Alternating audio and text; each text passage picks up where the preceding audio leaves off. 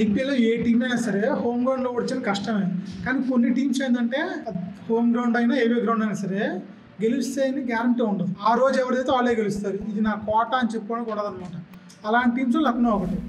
Last year చూసినా సరే home గ్రౌండ్లో ఎన్ని గెలిచిందో అన్న ఓడిపోయింది, బయట ఎన్ని గెలిచిందో అన్న ఓడిపోయింది. అంటే ఈ గ్రౌండ్ నా కోట, ఇక్కడ నన్ను ఎవరు ఓడించలేరు అని అయితే లేదు లక్నోకి. అలాంటి లక్నోలో ఆడేటప్పుడు జీటీ గెలవచ్చని అనుకున్నారు అందరూ. ఎందుకంటే జీటీ కొంచెం ఫామ్ చూపిస్తుంది కదా, కొంచెం తడబడ్డా కూడా అనుకున్నారు. అబ్బే కష్టమే అని చెప్పి రిషబ్ పంత్ టీం నిరూపించింది. క్లోజెస్ట్ మార్జిన్తో గెలిచి మంచి థ్రిల్ కూడా ఇచ్చింది చూసేవాళ్ళకి. వీడియోలోకి వెళ్ళే ముందు ఈ ఛానల్ కనుక మీరు కొత్తగా వచ్చుంటే వీడియో లైక్ చేసి ఛానల్ సబ్స్క్రైబ్ చేసుకోండి.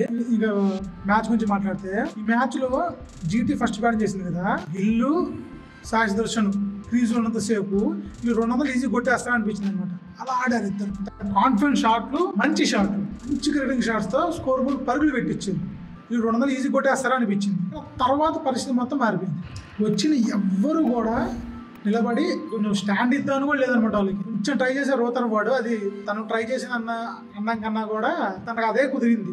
అంత ముందు మ్యాచ్ చూసేసారు కదా, ఆల్మోస్ట్ బయట క్రీజ్ దగ్గరికి వేస్తే రోతన్ వాడు కొట్టలేకపోతున్నాడు.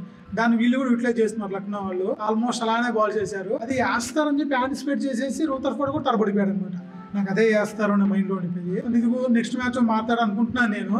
ఇవన్న ఇంటర్నేషనల్ ప్లేయర్ కాబట్టి కోచ్ మీద ఏందా ఇది అంటే వాళ్ళకి అర్థమైపోయింది, మారతాడని అనుకుంటున్నా. ఈ మ్యాచ్ వరకు మాత్రం తను కూడా కొంచెం అటు ఇటు అయినా సరే ట్రై చేశాడు. మిగతా వాళ్ళు అది కూడా లేదు. జిడ్డు బ్యాటింగ్ ఆడారు. ఇవాళ 180 చేయగలిగారు 20 ఓవర్స్లో.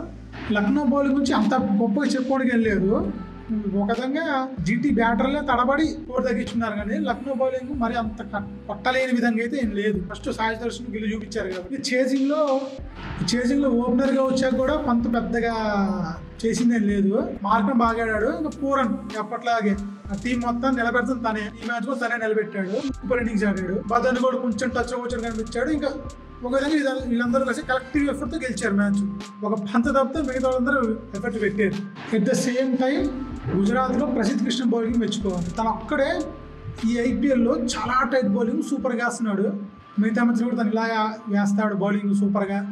ఇలా ఆడి టీం మీద కూడా వస్తాను ఆశిద్దాము. ఎందుకంటే తను అంత మంచిగా బౌలింగ్ వేసినప్పుడు కెరీర్లో ఏదో ఒక టైం కూడా వస్తుంది ఆ ఫేజ్ ఇప్పుడు వచ్చింది ప్రసిద్ధ్ కృష్ణ అనిపిస్తుంది నాకు. ఈ ఫేజ్ లో టీం చాలా పెద్ద సెట్ అవుతారు. తను పెద్ద మరి నెక్స్ట్ మ్యాచ్ లో ఏం చేస్తాడు. మళ్ళీ ఇంకా మంచి క్రికెట్ ముందుకు వస్తాను. అప్పటి వరకు బై బై.